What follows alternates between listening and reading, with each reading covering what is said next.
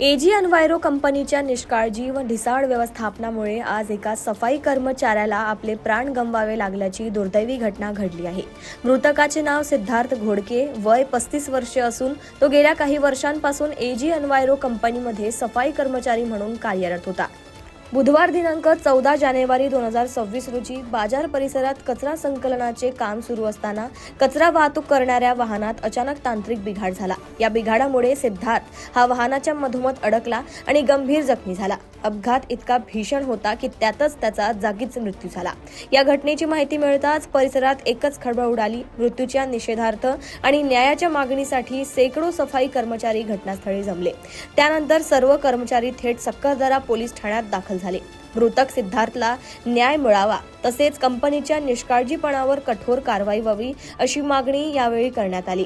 सफाई कर्मचाऱ्यांनी मृतकाच्या कुटुंबासाठी 1 कोटी रुपयांची आर्थिक मदत देण्यात यावी तसेच त्याच्या पत्नीला सफाई कर्मचारी म्हणून कायमस्वरूपी नोकरी देण्यात यावी अशी ठाम मागणी लावून धरली। या मागण्यांमुळे सक्करदरा पोलीस ठाणे परिसरात काही काळ तणावाचे वातावरण निर्माण झाले होते। एजी कंपनी आहे, एजी एनवायरो 5 झोनमध्ये यांचे कचरा संकलनचं काम आहे।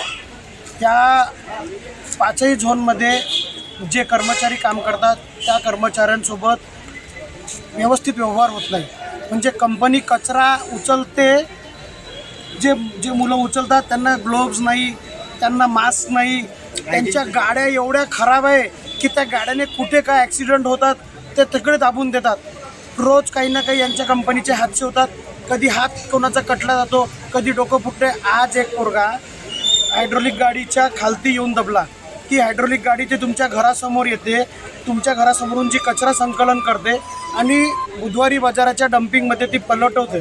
जेव्हा तो उठला डाला, त्याचा नट ढिला आहे, तो नट ढिला आहे, त्याला दुरुस्ती करायची। याच्या अगोदरही तक्रार कर्मचाऱ्यांनी केली या कंपनीकडे, पण ती मशीन सुधारली नाही, ती मशीन अजूनपर्यंत सुधारवल्या गेली नाही आणि आज त्याच्या खालती दबून एक जीव गेला आहे।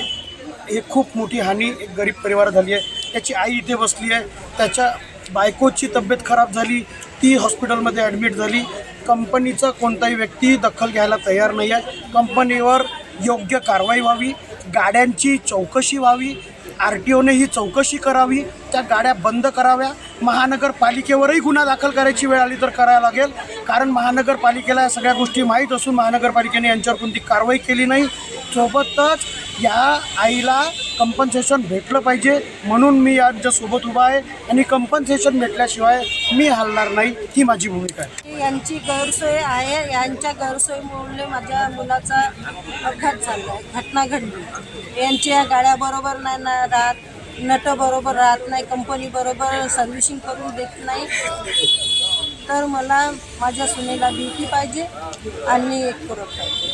गाडी खाली करत होतो, गाडी खाली करून अशी बाजूला लावली, तो आम्हाला पडून दिसला।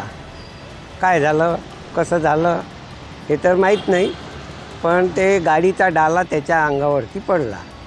ते नटबोल्ट टाईट करत होता, डालावरती होता, डाला पडला की मग पाडल्या गेला हे आम्हाला माहीत नाही। हां, मेंटेनन्स बरोबर नाही आहे, गेअर फसला होता गाडीचा।